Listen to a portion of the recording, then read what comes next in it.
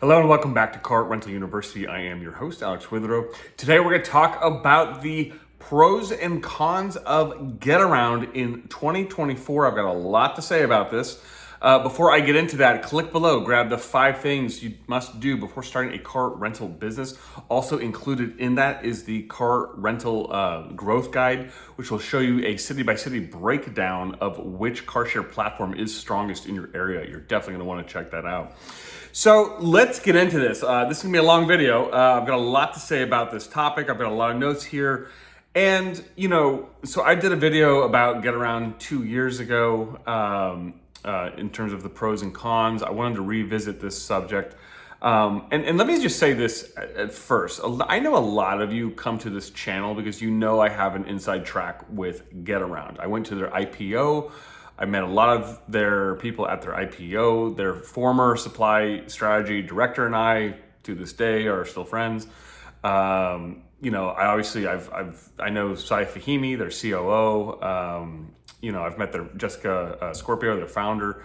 So I have I've had a very kind of entrenched experience with Getaround. I was one of their first hosts in New Jersey that was in their pilot program back in 2020, and so when they were rolling out throughout the United States, I was one of the OGs on Getaround. And so I know that a lot of you who tune into my channel typically know that you're going to get a pretty direct line with Getaround. Now, I'll kind of update you, and I'll just be completely honest with you, kind of where that is now. Do I talk to them a whole lot anymore? No, not really. And the reason for that, and just to tell you, is I just, I know that they've gone through a lot of layoffs. They've gone through, they've had a lot of cash strapped issues. I remember, last summer I did a video saying that they were cash strapped, and I took a lot of heat from people saying that,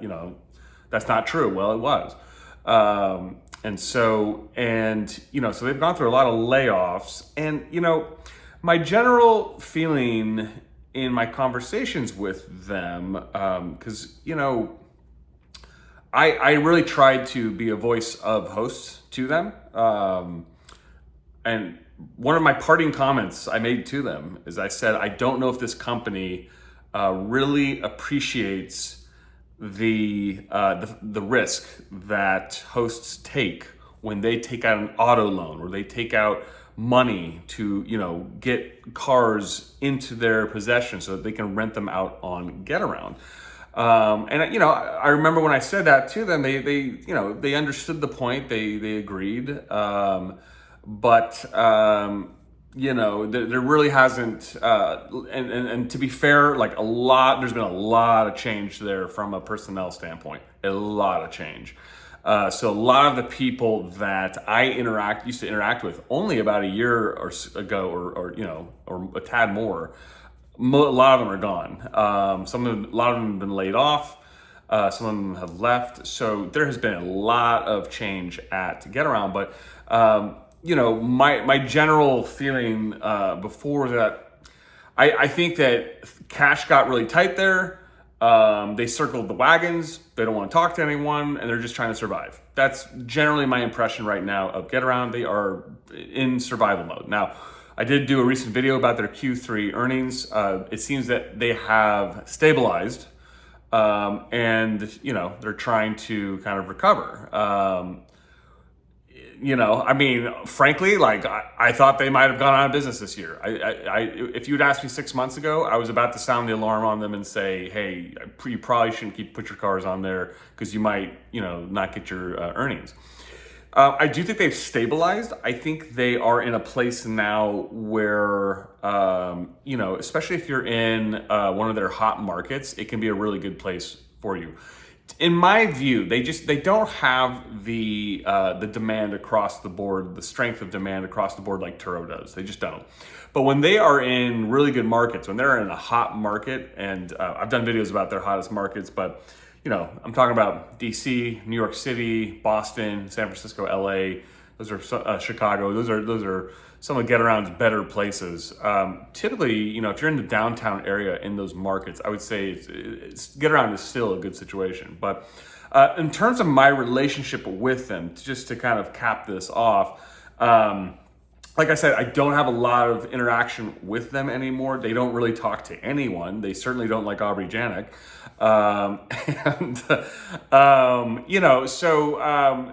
really, I feel like there wasn't really much to discuss with them at that point, just because, I just felt like, we can't, they didn't really want to, have, a continued productive relationship, which is fine. And also many of my,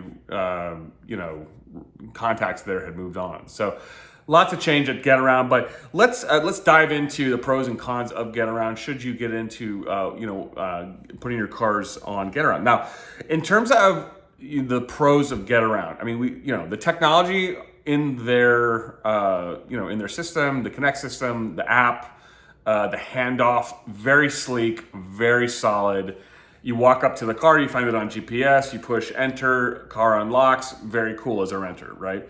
From a cost standpoint to the renter, it's typically not as competitive as Turo, but it does vary by market. I think they price it so that if you are in a downtown area, it makes more sense. But the app is great. Now they've rolled out new mileage metrics, lots more data that you will see in the host dashboard. I think that's really cool. Like I said, when Getaround is good, it's very, very good. It's just when it's good. Typically they're very strong between April through August or September. Those are really strong months typically for Getaround. And I will say that the day rate, in terms of, they have an algorithm that changes pricing, and the day rate they typically get you is pretty solid. However, you do not have control over the price. Their acquisition of hyrecar has now made them synonymous with gig and rideshare drivers and workers. So anyone in that industry now who's an Uber driver or whatnot, they're going to know Getaround, they're going to know hyrecar, obviously. I mean, they already know hyrecar. So I think that acquisition really helped them from a brand awareness standpoint. The account management team, this used to be a very strong point with Getaround. Many of the account managers I used to know have been laid off. And so they still have the enterprise team. So unless you're a large, if you're a large fleet operator, probably 10, 15 cars or more, then you get an enterprise account manager. I think they do still do the 3 cars or more. I think it's 4 maybe now, but that kind of smaller to beginning mid-level account management system is definitely diminished compared to what it used to be. It used to be a really awesome thing, but after their big layoffs, that's not as much of a thing. The risk technology was last year was supposed to be a very great thing. I remember having a lot of conversations with their risk tech director, and he said that basically, this was reducing incidents by 98%. Well, that may be true based on their data, but I keep hearing about hosts all the time having claims with them and incidents. So I always go off of, what I hear on the street versus the company line, because that's obviously based on reality. So, I think that, my issue with Getaround, and I've heard this before with them, is that they see themselves more as a technology company and not so much a car rental or car sharing company. And I think there needs to be a healthy blend of the two for them. So, that's the thing. It's, my general feeling about that is, yes, you are a technology company, and yes, you have it, but there's this other side of the business that just has to kind of,